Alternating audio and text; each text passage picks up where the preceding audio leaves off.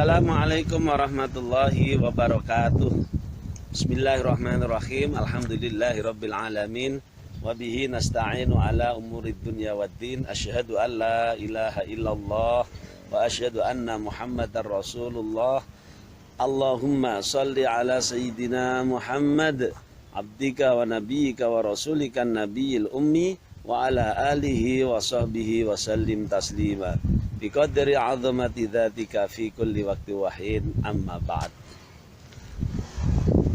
Anak-anakku semua, selamat datang peserta didik baru Madrasah Aliyah Negeri Blora tahun pelajaran 2021-2022. Bagaimana kabarnya hari ini? Alhamdulillah sehat walafiat. Mari ta'andininya kita tingkatkan ketakwaan kita tingkatkan syukur kita kepada Allah. Semoga kita semua tergolong hamba-hambanya yang ahli bersyukur. Amin ya rabbal alamin.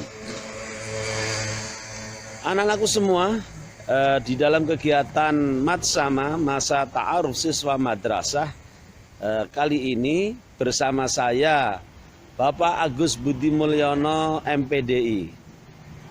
Saya akan menyampaikan kajian tentang moderasi beragama. Ada 3 hal yang sering ditanyakan tentang moderasi beragama. 1. Apa itu moderasi beragama? 2. Mengapa moderasi beragama penting?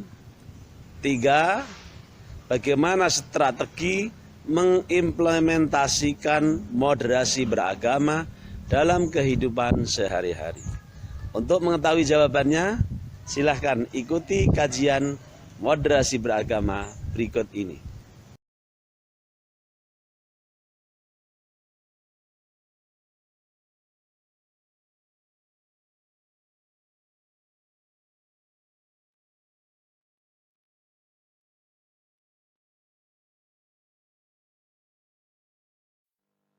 Bismillahirrahmanirrahim. Semuanya saja selamat mengikuti kajian tentang moderasi beragama. Semoga mendapat ilmu yang manfaat dan barokah. Amin ya rabbal alamin.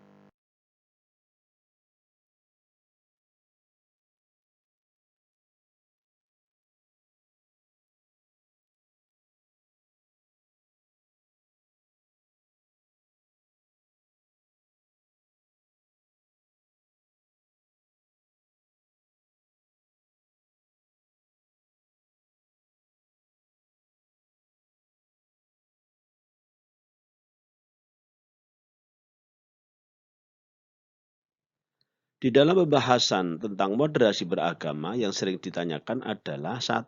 Apa itu moderasi beragama? 2. Mengapa moderasi beragama penting? Dan 3. Bagaimana strategi mengimplementasikannya?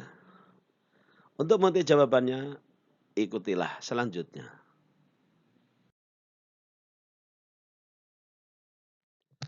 Poin pertama ini, apa itu moderasi beragama?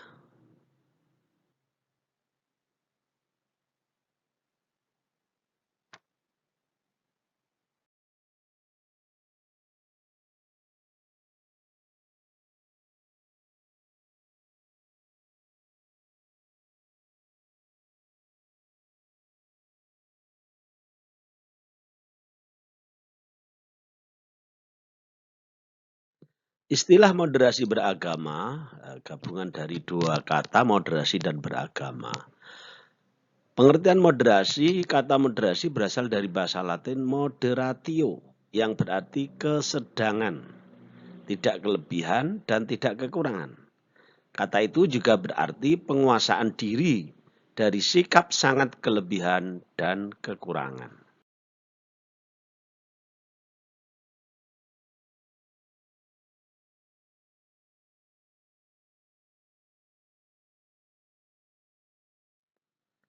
Lantas, apa itu moderasi beragama?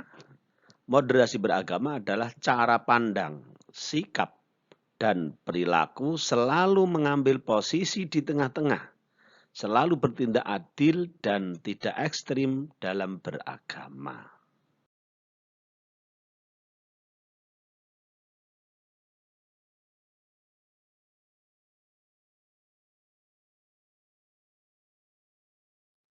Oke, kita lanjut.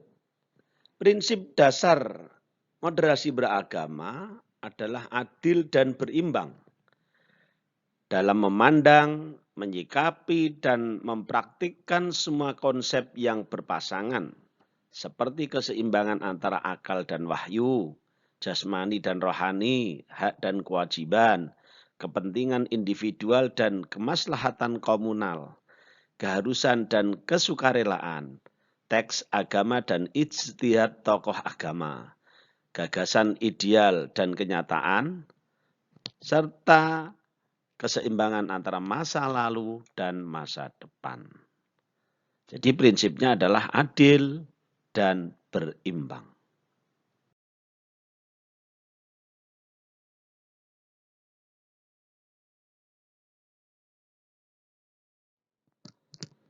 Sekarang indikatornya apa? Indikator moderasi beragama adalah 1, komitmen kebangsaan. 2, toleransi. 3, anti kekerasan. 4, akomodatif terhadap kebudayaan lokal. Jadi indikatornya 4 ini ya. Kalau 4 ini tercapai berarti moderasi beragama sudah dijalankan.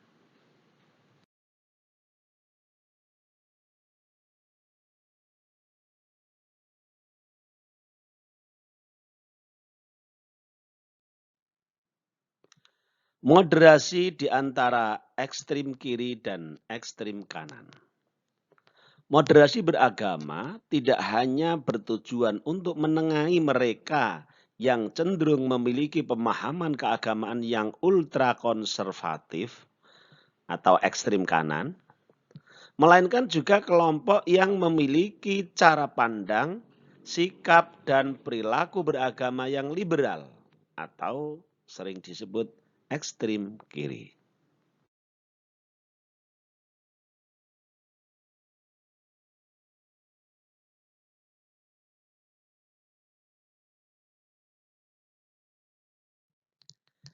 Ekstrim kanan atau konservatisme beragama atau biasa disebut garis keras, kelompok ini berlebihan dalam beragama, mengagungkan teks-teks keagamaan tanpa menghiraukan akal atau nalar, merasa benar sendiri, menolak pandangan orang lain, fanatik terhadap satu tafsir keagamaan saja, bersikukuh dengan tafsir kebenarannya sendiri, mengecam dan berusaha melenyapkan kehadiran pandangan orang lain yang berbeda.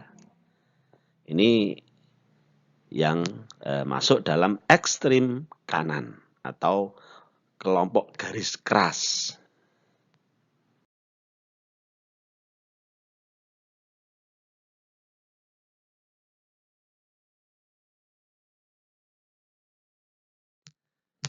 Sedangkan ekstrim kiri atau biasa disebut dengan kelompok liberal, kelompok ini berhenti pada cara pandang, sikap, dan perilaku beragama secara liberal, cenderung secara berlebihan mendewakan akal dalam menafsirkan ajaran agama, sehingga mengabaikan teks, berlebihan dalam menyepelekan agama. Ini kelompok ekstrim kiri.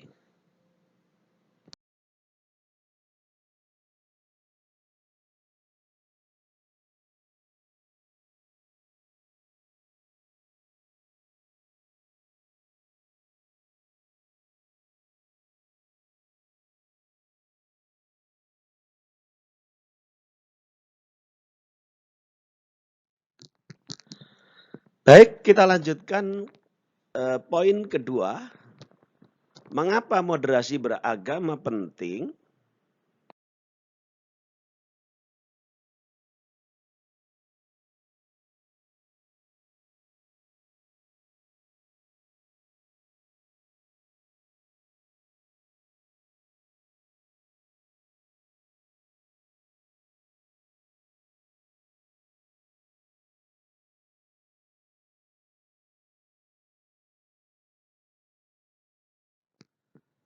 Saya ulangi, mengapa moderasi beragama penting?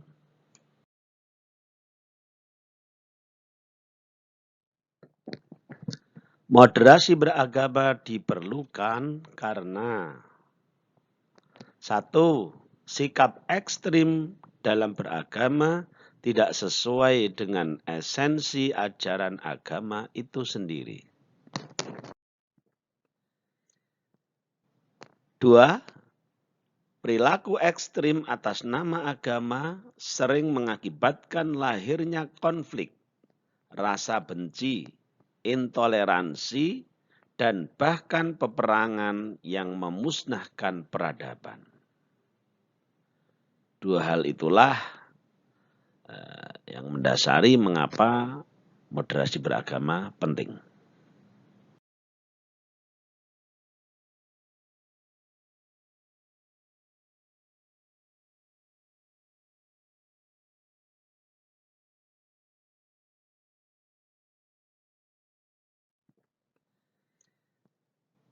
Dua, perilaku ekstrim atas nama agama sering mengakibatkan lahirnya konflik, rasa benci, intoleransi, dan bahkan peperangan yang memusnahkan peradaban.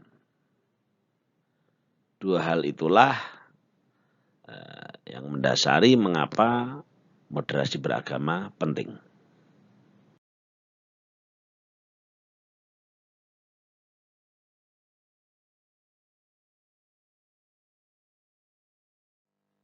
Kita perlu memahami konteks masyarakat multikultural. Sebuah keseimbangan sangat diperlukan. Kenapa? 1. Tuhan menciptakan segala sesuatu di dunia ini secara berpasangan.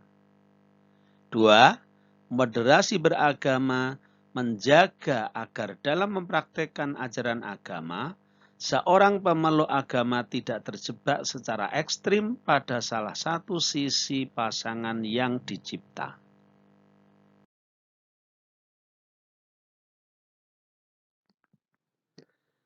Kemudian perlu juga memahami modal sosial kultural moderasi beragama.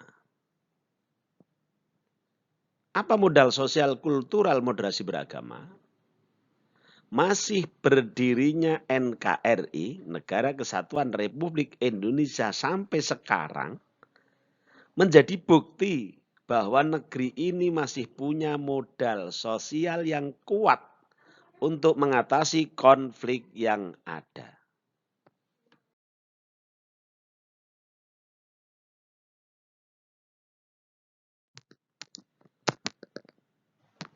Moderasi beragama untuk penguatan toleransi aktif. Moderasi beragama adalah proses dan toleransi adalah hasil atau buah outcome jika moderasi diterapkan.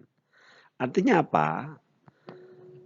Ketika moderasi beragama itu diterapkan, maka akan lahirlah toleransi.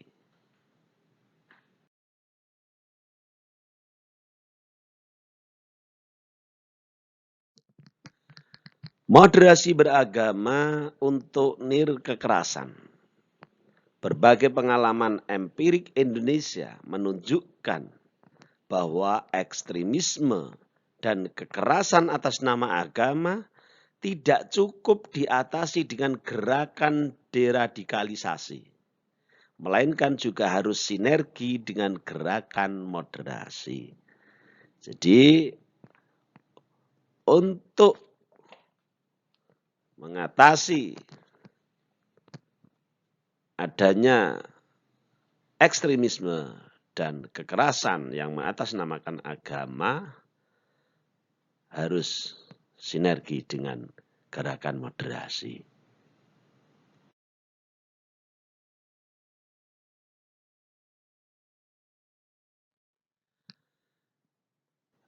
Lantas bagaimana moderasi beragama di era disrupsi digital? agama perlu dikembalikan kepada perannya sebagai panduan spiritualitas dan moral, bukan hanya pada aspek ritual dan formal. Hai, gimana? Masih semangat untuk mengikuti kajian moderasi beragama? Oke lah, kalau begitu kita lanjutkan.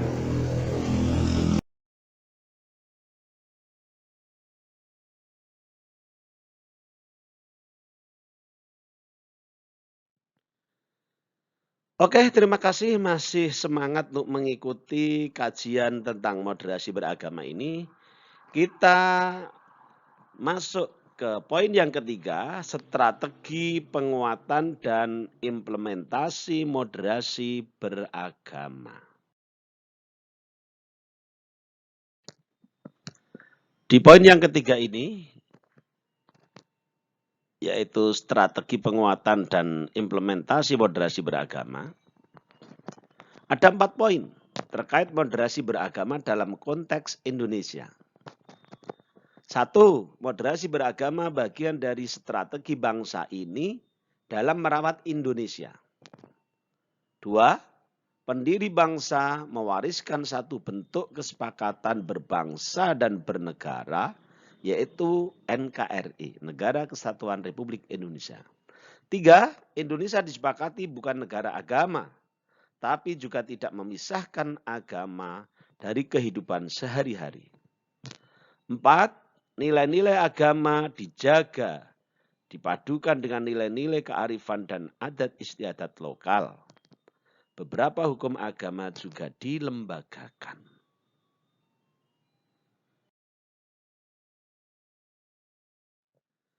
Baik, selanjutnya siapa dan bagaimana mengawal moderasi beragama agar betul-betul moderasi beragama itu diterapkan di dalam kehidupan sehari-hari. Ada 4 poin. 1.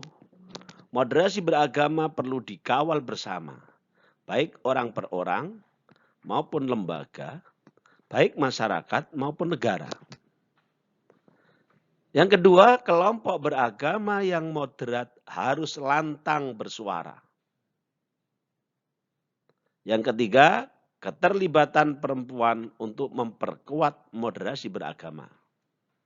Dan yang keempat, setiap komponen bangsa harus yakin bahwa Indonesia memiliki modal sosial berupa nilai-nilai budaya lokal, kekayaan keragaman adat istiadat, tradisi bermusyawarah, serta budaya gotong royong diwarisi secara turun-temurun.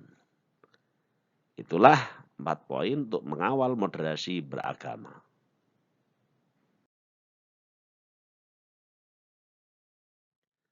Oke, lantas apa peran negara dalam moderasi beragama?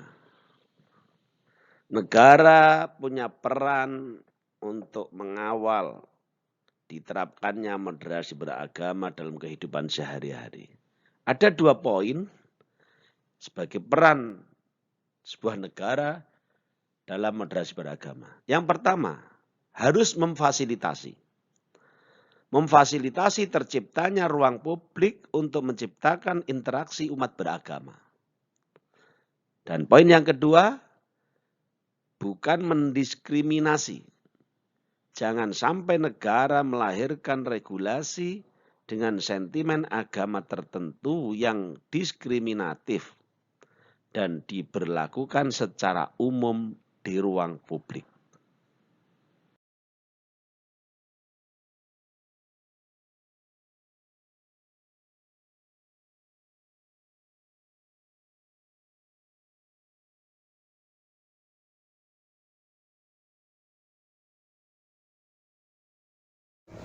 Terima kasih atas perhatiannya sampai di akhir kajian kali ini. Namun sebelum kita tutup, ada tugas untuk kalian semua terkait dengan materi moderasi beragama. Apa tugasnya? Simak berikut ini.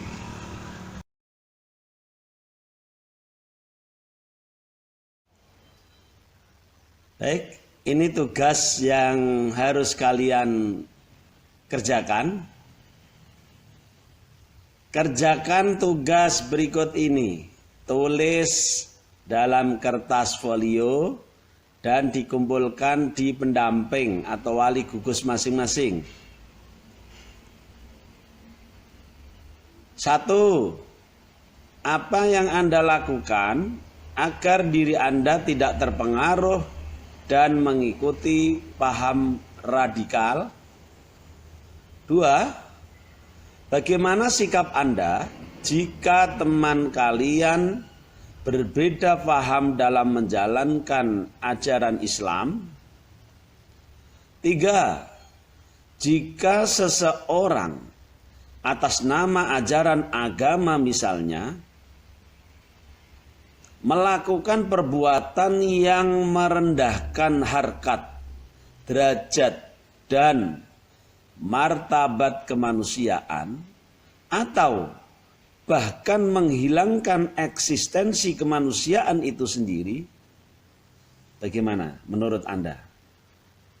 Itulah tugas yang harus kalian kerjakan. Silahkan dipelajari buku materi tentang moderasi beragama yang sudah kalian pegang, dan bisa cari referensi atau materi-materi tentang moderasi beragama dari buku-buku lain. Silahkan.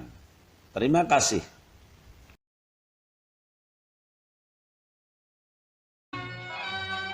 Baik, demikian tadi kajian tentang moderasi beragama. Semoga bisa memberikan wawasan, keilmuan bagi kita semua sehingga kita menjadi orang-orang yang moderat.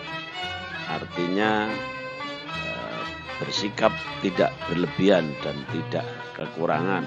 Artinya selalu berada di tengah, adil dan berimbang di dalam menjalankan ajaran agama. Terima kasih. Ilal liqa ma'assalamah. Wassalamualaikum warahmatullahi wabarakatuh.